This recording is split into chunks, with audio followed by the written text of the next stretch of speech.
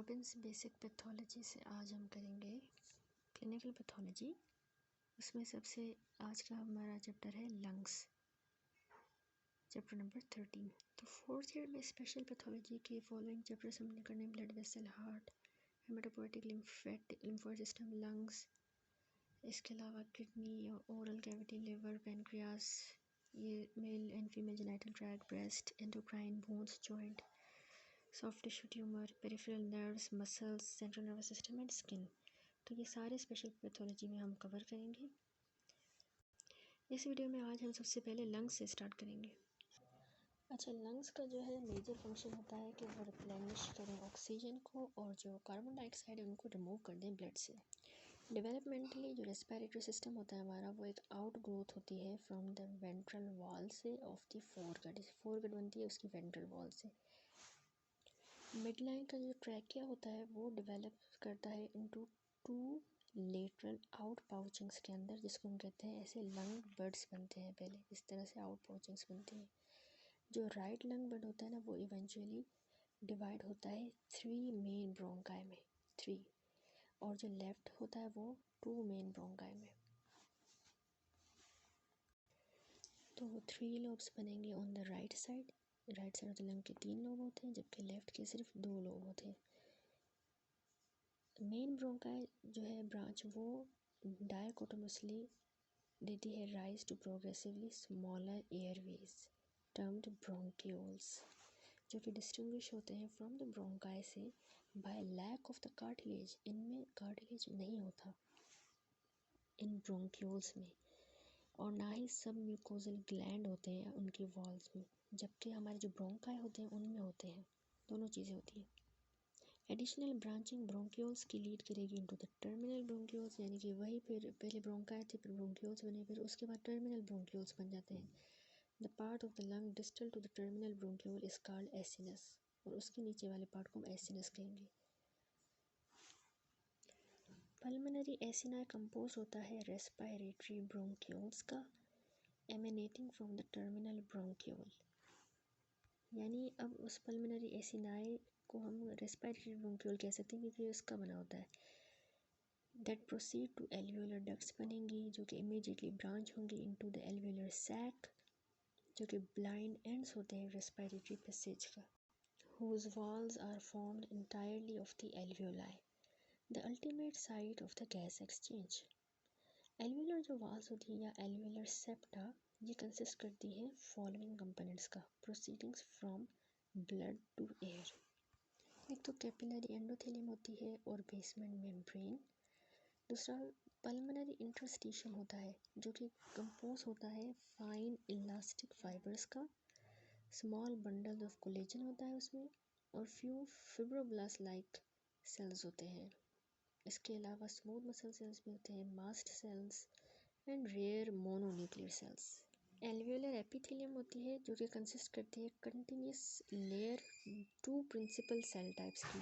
Flattened plate like type 1 pneumocytes होते हैं, covering 95% of the alveolar space, और rounded type 2 pneumocytes भी होते हैं। The latter synthesize pulmonary surfactant. ये जो पल्मोनरी सर्फेक्टेंट की टाइप 2 न्यूमोसाइट्स राउंडेड से सिक्रीट होता है, ये मेन सेल टाइप होती है involve in the repair of the alveolar epithelium after damage to the type 1 pneumocyte. यानी कि टाइप 1 न्यूमोसाइट डैमेज होता है ना, तो उसको टाइप 2 वाला जो है वो रिप्लेस करेगा। A few alveolar macrophages usually lie free within the alveolar space. In the city dwellers, these macrophages often contain phagocytosed carbon particles. उनमें उनके macrophages में कार्बन पार्टिकल्स होते हैं, phagocytosed. Lung diseases can be broadly classified या divided into those affecting the airways, एक वो diseases होती हैं, दूसरी जो इंटरस्टिशियम को अफेक्ट करें, तीसरी पल्मोनरी वास्कुलर सिस्टम को। तो इस तरह से डिवीजन हुई है। This division into discrete compartment is of course deceptively simple. In reality, disease in one compartment often cause secondary alteration of the morphology and the function of others. इस figure में देखिए, यहाँ पे माइक्रोस्कोपिक स्ट्रक्चर दिखाया गया है alveolar wall का। Note करें बेसमेंट मेम्ब्रेन येलो कलर की नज़र आ रही होगी आपको। ये थिन है on the one side and widened where it is continuous with the interstitial space. यहाँ पे ये एल्वियोलर स्पेस है, यहाँ पे ये टाइप 1 न्यूमोसाइट है, ये टाइप 2 न्यूमोसाइट है, ठीक है। जबकि यहाँ ये टाइप 1 न्यूमोसाइट, ये भी टाइप 1 न्यूमोसाइट। यहाँ पे अब ये कैपिलरी का ल्यूमेन है, तो इसीलिए ये एंडोथेलियम हो गई। अब इसके और इन सेल्स के दरमियान जो है ये येलो वाली ये बेसमेंट मेम्ब्रेन है, और ये आ गया इंटरस्टिशियल सेल्स। सबसे पहले पढ़ेंगे एटेलेक्टेसिस कोलैप्स। एटेलेक्टेसिस जिसको कोलैप्स भी कहा जाता है, ये लॉस होता है लंग के वॉल्यूम का caused by inadequate expansion of air spaces, यानी वो इतनी सही से एक्सपेंड नहीं हो पाती एयर स्पेसेस, तो इसके नतीजे में ना शंटिंग हो जाती है inadequately oxygenated blood की from the pulmonary arteries into the veins, और thus ये राइज देता है टू वेंटिलेशन परफ्यूजन imbalance और hypoxia हो सकता है। On the basis of the underlying mechanism and distribution of the alveolar collapse, atelectasis भी जो है ना वो क्लासीफाई हुआ है 3 फॉर्म्स में। पहले है रिजॉर्प्शन एटेलेक्टेसिस। ये होता है जब ऑब्स्ट्रक्शन जो है ना वो प्रिवेंट करे एयर को from reaching the distal Airways. Any air जो है वो प्रेजेंट होगी gradually become absorbed and alveolar collapse follow, यानी यहाँ पे कोई ऑब्स्ट्रक्शन हुई है जिसकी वजह से ये हुआ, तो डिस्टल एयरवेज में एयर नहीं जा रही, और अगर कोई एयर है भी तो वो अब्सॉर्ब हो जाएगी और एल्वियोलर कोलैप्स हो जाएगा। Most common cause resorption collapse का है obstruction of a bronchus. Resorption atelectasis most frequently होती है पोस्ट ऑपरेटिवली, क्योंकि ना इंट्रा ब्रोंकाइल म्यूकस या फिर म्यूकोपरुलेंट प्लग्स की वजह से, लेकिन may result from also foreign body की वजह से एस्पायरेशन, पार्टिकुलरली बच्चों में ब्रोंकाइल अस्थमा में भी हो सकती है, ब्रोंकिक्टेसिस में, chronic bronchitis या intrabronchial tumor in which it may be the first sign of malignancy. दूसरी है compression atelectasis is usually associated with accumulation fluid की blood या air की within the pleural cavity में, ठीक है, pleural cavity जो space surrounding the lungs होती है। A frequent cause of pleural effusion occurring in the setting of the congestive heart failure, यही मेन वजह होती है कंप्रेशन एटेलेक्टेसिस इस प्लूरल इफ्यूजन की, जो कि कंजेस्टिव हार्ट फेलियर के बाद होती है। तो लीकेज एयर का प्लूरल कैविटी में यानी न्यूमोथोरैक्स आल्सो लीड करता है टू द कंप्रेशन एटेलेक्टेसिस, यानी इसकी वजह से भी होता है। Basal atelectasis resulting from a failure to breathe deeply commonly occur in the bedriddens में, इसको बेसल एटेलेक्टेसिस कहेंगे। in the patients with ascites and during and after the surgery, तो इसमें बेसल एटेलेक्टेसिस। फिर हमने कहा है कॉन्ट्रैक्शन एटेलेक्टेसिस या सिकेट्राइजेशन एटेलेक्टेसिस। ये होता है जब ना लोकल या डिफ्यूज फिब्रोसिस अफेक्ट करे लंग को या फिर प्लूरा हैम्पर करे लंग एक्सपेंशन को, यानी कोई ऐसी लोकल फाइब्रोसिस हो गई है जो कि लंग को मतलब एक्सपेंड नहीं होने दे रही, तो वो उसको हम कहेंगे contraction atelectasis. Atelectasis except when caused by contraction, उसके अलावा बाकी जो है ये पोटेंशियली रिवर्सिबल होती है and should be treated promptly to prevent the hypoxaemia and superimposed infection of the collapsed lung, तो हमें जल्दी ट्रीट करना होगा। नेक्स्ट हम पढ़ते हैं acute respiratory distress syndrome ARDS. Epidemiology और definition acute respiratory distress syndrome ARDS की जो है वो इवॉल्विंग है।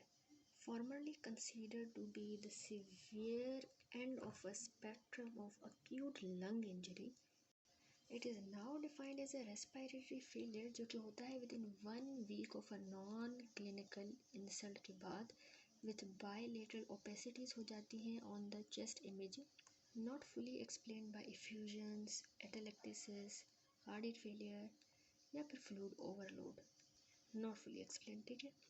ये ग्रेडेड होता है, बेस्ड होता है on the severity of the changes in the arterial blood oxygenation. यानी सीवियरिटी ऑफ चेंजेस कितनी है आर्टेरियल ब्लड ऑक्सीजनेशन में।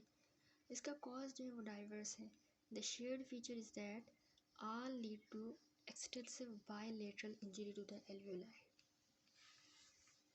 सिवियर जो आर्ट्स है वो कैरेक्टराइज होता है बाय रैपिड ऑनसेट होता है, लाइफ थ्रेटनिंग, इसमें रेस्पिरेटरी इंसफिशिएंसी हो जाती है, साइनोसिस और सिवियर आर्टेरियल हाइपोक्सीमिया हो जाता है जो कि रिफ्रैक्टरी होता है to the oxygen therapy. Histological manifestation ARDS की लंग्स में होती है, नॉन होती है एज डिफ्यूज एल्वियोलर डैमेज, हम उसको कहते हैं DAD diffuse alveolar damage. ARDS जो है वो हो सकता है in multitude of the clinical settings में, और ये एसोसिएटेड होता है विद प्राइमरी पल्मोनरी डिजीज़ के साथ and severe systemic inflammatory disorders जैसे सेप्सिस भी हो सकती है इसमें आर्ट्स में। मोस्ट फ्रीक्वेंट जो ट्रिगर्स है ना आर्ट्स के वो है नमूनिया 35 से 45%, और सेप्सिस से भी होता है 30-35%, फॉलोड बाय एस्पायरेशन, ट्रॉमा जिसमें ब्रेन इंजरी भी हो सकती है, ट्रॉमा में एब्डोमिनल सर्जरी और मल्टीपल फ्रैक्चर्स पैनक्रियाटाइटिस की वजह से, ट्रांसफ्यूजन रिएक्शंस। ठीक है, आर्ट्स जो है उसको कंफ्यूज नहीं करना चाहिए with the respiratory distress syndrome of the new born, जो कि होता है जब सर्फेक्टेंट की डेफिशिएंसी हो जाती है कॉज्ड बाय प्री मेच्योरिटी। आते हैं आर्ट्स की पैथोजेनेसिस पे। In arts integrity alveolar capillary membrane की जो इंटेग्रिटी होती है वो कॉम्प्रोमाइज़ हो जाती है बाय एंडोथेलियल एंड एपिथेलियल की इंजरी की वजह से, इनकी इंजरी की वजह से। ठीक है, most work suggest that the ARDS stems from an inflammatory reaction होता है initiated by a variety of pro inflammatory mediators. ठीक है, ये मीडिएटर्स इसको इनिशिएट करते हैं। As early as 30 minutes after an acute insult, there is increased synthesis of interleukin 8 बनता है। ठीक है, अपोटेंट जो कि न्यूट्रोफिलिक कीमोटैक्टिक एंड एक्टिवेटिंग एजेंट होता है हमारा, बाय पल्मोनरी मैक्रोफेजेस इसको बनाते हैं। रिलीज इंटरल्यूकिन 8 का और बाकी फैक्टर्स का जैसे इंटरल्यूकिन 1 हो गया और TNF ट्यूमर नेक्रोटिक फैक्टर, तो ये लीड करते हैं एंडोथेलियम की activation and sequestration of the sequestration and activation of the neutrophils in the pulmonary capillaries, यानी वो एक्टिवेट और सिक्वेस्टर होते हैं क्या पल्मोनरी कैपिलरीज के न्यूट्रोफिल्स। न्यूट्रोफिल्स थॉट हुए हैं to have important role in the pathogenesis of the ARDS में। हिस्टोलॉजिक एग्जामिनेशन लंग्स की अर्ली डिजीज प्रोसेस में शो करती है इंक्रीज्ड नंबर न्यूट्रोफिल्स का, कहाँ पर, वास्कुलर स्पेस के अंदर, इंटरस्टिशियम में एंड एल्वियोलाई में, यहाँ पे हमें न्यूट्रोफिल ज़्यादा मिलेंगे हिस्टोलॉजी में। एक्टिवेटेड न्यूट्रोफिल से रिलीज़ करते हैं वैरायटी ऑफ प्रोडक्ट्स, जैसे वो रॉस बनाते हैं रिएक्टिव ऑक्सीजन स्पीशीज, प्रोटीजेस, जो डैमेज कर देंगे एल्वियोलर एपिथेलियम को और एंडोथेलियम को। Assault on the endothelium and epithelium causes vascular leakiness, इसकी असॉल्ट से वास्कुलर लीकीनेस होगी और सर्फेक्टेंट का लॉस हो जाएगा, that render the alveolar unit unable to expand नहीं करेगा। Of note the destructive forces unleashed by neutrophils can be counteracted by an array of endogenous antiproteases and antioxidants that are upregulated by proinflammatory cytokines. यानी ये सारी जो destructive forces हैं जो neutrophils की वजह से अनलीश हुई हैं, तो हम इनको काउंटरएक्ट कर सकते हैं। कैसे होती हैं, हमारे एंडोजिनस एंटी प्रोटीएस की वजह से होती हैं और हमारे एंटीऑक्सीडेंट्स से, जो कि आप रेगुलेट कैसे होते हैं by pro inflammatory cytokines. In the end it is a balance between the destructive and protective factors का जो डिटरमाइन करेगा हमारी degree of the tissue injury, इनका balance and clinical severity ARDS की। उसके बाद है मॉर्फोलॉजी पे आते हैं। अक्यूट फेज ऑफ आर्ट्स में लंग्स जो है हमें डार्क रेड, फर्म, एयरलेस यानी एयर नहीं होगी और हैवी मिलेंगे। ठीक है, माइक्रोस्कोपिक एग्जामिनेशन रिवील करेगी कैपिलरी की कंजेशन हुई हुई है, necrosis of the alveolar epithelial cells, interstitial और इंट्रा एल्वियोलर इडिमा मिलेगी हमें, हेमरेज भी होगा and particularly with sepsis, collection of the neutrophils in capillaries. ठीक है, कैपिलरीज में न्यूट्रोफिल्स की कलेक्शन होगी सेप्सिस के साथ। मोस्ट कैरेक्टरिस्टिक फाइंडिंग होती है प्रेजेंस हाइलाइन मेम्ब्रेन की, particularly lining the distended alveolar duct. ठीक है, जो डिस्टेंड हो गए हैं उनको हाइलाइन मेम्ब्रेन वहाँ पे हमें मिलेगी। इस तरह की मेम्ब्रेन्स जो है ना, ये कंसिस्ट करती हैं फिब्रिन रिच एडिमा फ्लूइड, यानी इनमें फिब्रिन रिच एडिमा फ्लूइड होता है जो एडमिक्स्ड होता है with remnants of the necrotic epithelial cells के साथ। Overall the picture is remarkably similar to that seen in the respiratory distress syndrome में हमें जैसी मिली थी of the new born chapter 6 में, जो हमने नियोप्लेसिया में पढ़ा था। In the organizing stage type 2 जो न्यूमोसाइट्स होते हैं वो आके प्रोलिफरेट करेंगे vigorously in an attempt to regenerate the alveolar lining. ठीक है, ये रिप्लेस करेंगे। Resolution is unusual, more commonly the fibrin rich exudate organize into the intra alveolar fibrosis. ठीक है, वो ऑर्गेनाइज होगा इनटू इंट्रा एल्वियोलर फाइब्रोसिस करवा देगा। मार्क्ड थिकनिंग हो जाएगी, जाहिर सी बात है, एल्वियोलर सेप्टा की, इंशो करेगी due to the proliferation of the interstitial cells. ये प्रोलिफरेट कर रहे हैं तभी एल्वियोलर सेप्टा की थिकनिंग हुई है, और डिपोजिशन हो जाएगी कोलेजन की। ठीक है, कोलेजन भी उसमें डिपॉजिट हो जाएगा। ये फिगर देखिए, यहाँ पे अक्यूट लंग इंजरी दिखाया गया है और अक्यूट रेस्पिरेटरी डिस्ट्रेस सिंड्रोम। इस वाले फिगर में डिफ्यूज एल्वियोलर डैमेज हुआ है इन अक्यूट फेज में। कुछ एल्वियोलर कोलैप्स हुए हैं जबकि बाकी जो है वो सिर्फ डिस्टेंड हुए हैं। मैनी जो है वो लाइन हुए हैं by bright pink hyaline membrane, इनको लाइन कर रही है जैसा हमने पढ़ा अभी। इस दूसरे फिगर में हीलिंग स्टेज दिखाया गया है, marked by resorption of the hyaline membranes. ठीक है, अब वो हाइलाइन मेम्ब्रेन रिजॉर्ब होती जा रही है और यहाँ पे हीलिंग हो रही है एंड थिकनिंग हो रही है एल्वियोलर सेप्टा की by inflammatory cells, fibroblast and collagen. ये उसको सेप्टा को थिकन कर रही हैं तीनों चीज़ें। न्यूमरस रिएक्टिव टाइप 2 हमारे न्यूमोसाइट्स भी देखे गए हैं इस स्टेज में, ये एरो दिखा रहा है, और ये एसोसिएटेड होते हैं विद रीजनरेशन एंड रिपेयर। देखिए, तीन सेप्टा को कौन से सेल्स कहने हैं, fibroblast, inflammatory sales and collagen. ये हमारा न्यूमोसाइट, लेकिन टाइप 2।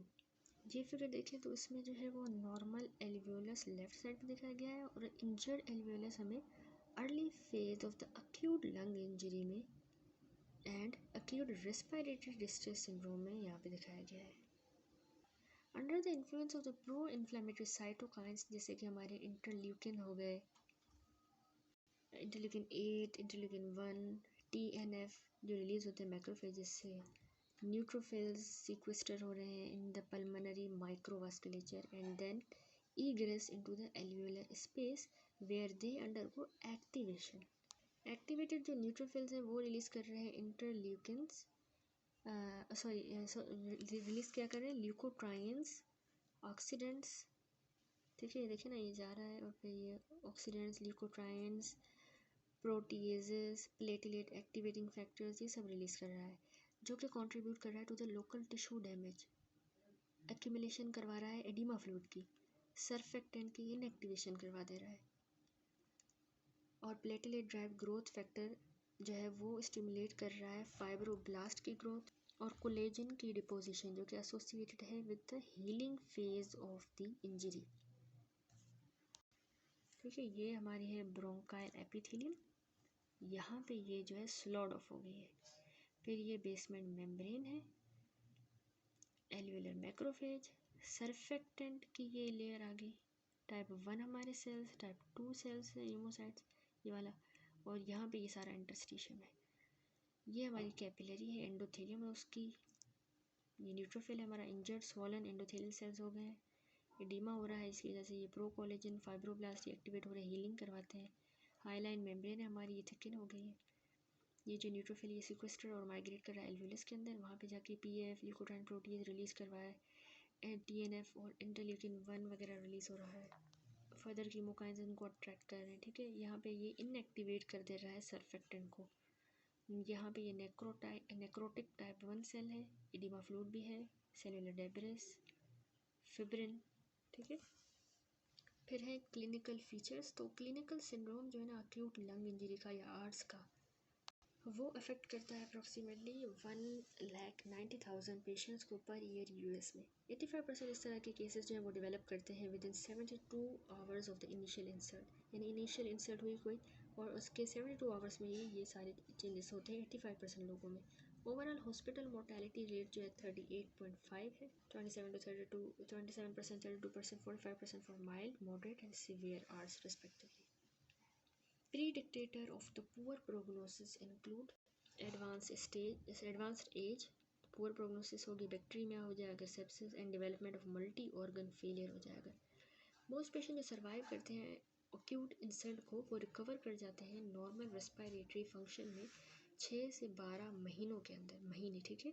लेकिन जो रेस्ट है वो डेवलप कर जाएंगे डिफ्यूज़ इंटरस्टिशियल, उनमें फाइब्रोसिस हो जाएगी, डिफ्यूज इंटरस्टिशियल फाइब्रोसिस, जिसकी वजह से क्रोनिक रेस्पिरेटरी इंसफिशिएंसी में चले जाएंगे। That's it. उसके बाद है इसकी समरी। तो acute respiratory distress syndrome arts जो क्लिनिकल सिंड्रोम है, हमने कहा प्रोग्रेसिव रेस्पिरेटरी इंसफिशिएंसी का, जो कि होता है डिफ्यूज़ हमारा यहाँ पे एल्वियोलर डैमेज होता है। इन सेटिंग ऑफ सेप्सिस होती है, सीवियर ट्रॉमा में, सेप्सिस में, या पुअर पल्मोनरी इन्फेक्शन में। न्यूट्रोफिल्स और उनके प्रोडक्ट्स को क्रूशल रोल होता है इन द पैथोजेनेसिस ऑफ आर्ट्स, जो हमने सारा देखा बाय कॉजिंग द एंडोथेलियल और एपिथेलियल इंजरी दोनों करवा रहे थे। फिर हमने देखा कि कैरेक्टरिस्टिक हिस्टोलॉजिक पिक्चर जो थी वो इस तरह थी कि एल्वियोलर एडिमा भी हो रहा था, एपिथेलियल की नेक्रोसिस भी हो रही थी, न्यूट्रोफिल्स एक्यूमुलेट कर रहे थे और हाईलाइन मेम्ब्रेन्स बन रही थी lining the alveolar walls and ducts. That's it. अब हम करेंगे obstructive versus restrictive pulmonary diseases. Diffuse pulmonary disease जो है वो क्लासीफाई होती हैं इन दो कैटेगरीज में। एक ऑब्स्ट्रक्टिव होती है एयरवे की डिजीज़, जिनमें मतलब कैरेक्टराइज होती है इंक्रीज रेजिस्टेंस हो जाती है to the air flow caused by partial या फिर कंप्लीट ऑब्स्ट्रक्शन किसी भी लेवल पे। दूसरी होती है रेस्ट्रिक्टिव हमारी डिजीज़, यानी इनमें ऐसा होता है कि कैरेक्टराइज होती है रिड्यूस्ड एक्सपेंशन हो, रिस्ट्रिक्शन होती है ना, तो एक्सपेंशन नहीं हो पा रही लंग्स की, पैरेन्काइमा की, and decreased total lung capacity. Major diffuse obstructive disorder जो है वो इम्फाइसीमा है, ऑब्स्ट्रक्टिव वाले देख रहे हैं, emphysema, chronic bronchitis, bronchiectasis and asthma. In the patient with these diseases उनका फोर्स्ड वाइटल कैपेसिटी एफवीसी जो है या तो नॉर्मल होता है या स्लाइटली कम हो जाता है, जबकि उनका जो एक्सपायरेटरी फ्लो रेट है वो यूजुअली मेजर होता है as forced expiratory volume at 1 second FEV1, वो उनका सिग्निफिकेंटली डिक्रीज हुआ होता है। दस द रेशो FEV का to the FVC vital capacity के साथ कैरेक्टरिस्टिकली डिक्रीज होता है। ओवरऑल ये रेशो। एक्सपायरेटरी ऑब्स्ट्रक्शन में रिजल्ट फ्रॉम एनाटॉमिक एयरवे की नैरोइंग की वजह से, जो कि क्लासिकली ऑब्जर्व होती है, मतलब यानी कि या तो हमें एयरवे अगर नैरो हो गया तो उसकी वजह से एक्सपायरेटरी, यानी इसमें एक्सपायरेटरी ऑब्स्ट्रक्शन जो हो गई है तो वो क्यों हो रही है, एनाटॉमिक एयरवे नैरोइंग है, या क्लासिकली ऑब्जर्व होता है एस्थमा में भी, या फिर लॉस ऑफ इलास्टिक रिकॉइल, इसके अलावा characteristic of the emphysema. By contrast diffuse जो रेस्ट्रिक्टिव डिजीजेज हैं उनमें जो है फर्स्ट वाइटल कैपेसिटी जो है वो कम हो जाती है और उनका एक्सपायरेटरी फ्लो रेट नॉर्मल होता है या रिड्यूस हो जाता है प्रोपोर्शनेटली। हेंस इनका जो रेशियो होता है FEV का टू द FVC वो नियर नॉर्मल होता है। ठीक है, ये बहुत इंपॉर्टेंट डिफरेंशिएटिंग पॉइंट है रेस्ट्रिक्टिव डिजीज़ का और ऑब्स्ट्रक्टिव डिफ्यूज डिजीज़ का। रेस्ट्रिक्टिव डिफेक्ट्स जो होते हैं ना वो दो जनरल कंडीशंस में होते हैं। एक तो चेस्ट वाल का कोई डिसऑर्डर है in the presence of normal lungs, यानी लंग्स बिल्कुल सही है, नॉर्मल है, कोई चेस्ट वाल का डिसऑर्डर है, जैसे कोई सीवियर ओबेसिटी है, प्लूरा की कोई डिजीज़, न्यूरोमस्कुलर डिसऑर्डर है जैसे गुलियन बारे सिंड्रोम, जो अफेक्ट कर रहे हैं उसके रेस्पिरेटरी मसल्स को, ना कि लंग्स को। दूसरी होती है अक्यूट या chronic interstitial lung diseases, interstitial. तो क्लासिक अक्यूट रेस्ट्रिक्टिव डिजीज़ जो है वो आर्ट्स है, जो हमने पहले डिस्कस की, वो एक्यूट रेस्ट्रिक्टिव है। और क्रोनिक रेस्ट्रिक्टिव डिजीज़ जो है हम बाद में देखेंगे, उसमें आ जाती है हमारी रेस्ट्रिक्टिव है यानी कि उसको एक्सपेंड नहीं होने दे रही लंग्स को, तो इसमें है pneumoconiosis, interstitial fibrosis of the unknown etiology and infiltrative condition जैसे कि सार्कोइडोसिस। नेक्स्ट अब आते हैं ऑब्स्ट्रक्टिव लंग एयरवे डिजीज़ पे, तो सबको डिटेल में पढ़ेंगे। In their prototypical forms the 4 disorder in this group emphysema, chronic bronchitis, asthma and bronchiectasis, इनको distinct clinical and anatomic characteristics हैं। टेबल 13.1 देखें। इस टेबल में दिखाया गया है कि डिसऑर्डर्स हैं जो कि एसोसिएटेड हैं एयर फ्लो की ऑब्स्ट्रक्शन के साथ the spectrum of chronic obstructive pulmonary disease COPD। ठीक है, यहाँ पे क्लिनिकल एंटिटी है जैसे सबसे पहले क्रोनिक ब्रोंकाइटिस, तो इसकी एनाटॉमिक साइड ब्रोंकस होता है। इसमें क्या होता है, मेजर पैथोलॉजिक चेंज होता है कि म्यूकस ग्लैंड और इनकी मतलब म्यूकस ग्लैंड की हाइपरट्रॉफी हो जाती है और हाइपरप्लेजिया हो जाती है और हाइपर सिक्रीशन भी हो जाती है। क्यों होता है, टोबैको की स्मोक की वजह से, एयर पोल्यूटेंट्स की वजह से। और साइंस एंड सिम्टम्स में कफ होती है, स्पूटम प्रोडक्शन होती है। दूसरी कंडीशन है हमारी ब्रोंकिक्टिस, ये भी ब्रोंकस में ही होगी, लेकिन इसमें एयरवेज ना डायलेट कर जाते हैं और स्कारिंग हो जाती है ब्रोंकिक्टिस में। तो इसका मेन कॉज क्या होता है, परसिस्टेंट या कोई सीवियर इन्फेक्शन हो तो उसकी वजह से ऐसा होता है। और इसमें सिम्टम वही कफ होता है, लेकिन स्पूटम जो है वो परुलेंट होता है यानी पस वाला, और फीवर भी होता है इसके साथ। थर्ड कंडीशन है एस्थमा, ये भी ब्रोंकस को ही इन्वॉल्व करती है और इसमें ना स्मूथ मसल की हाइपरट्रॉफी होती है एस्थमा में, हाइपरप्लेजिया भी होता है, म्यूकस ज़्यादा प्रोड्यूस होता है और इन्फ्लेमेशन होती है। इम्यूनोलॉजिक या अनडिफाइंड कॉजेज है इसकी, एपिसोडिक वीजिंग, कफ, डिस्निया, ये इसके सिम्टम्स है। फिर है एम्फाइसीमा, तो ये एसिनस को इन्वॉल्व करती है, इसमें ना एयर स्पेस इनलार्ज हो जाती है और वाल की रेस्ट्रिक्शन हो जाती है। टोबैको स्मोक और डिस्निया इसमें होता है, टोबैको स्मोक की वजह से होता है। स्मॉल एयरवे डिजीज ब्रोंकियोल्स की ब्रोंकियोलाइटिस, ये ब्रोंकियोल को अफेक्ट करेगी, उनकी भी इन्फ्लेमेटरी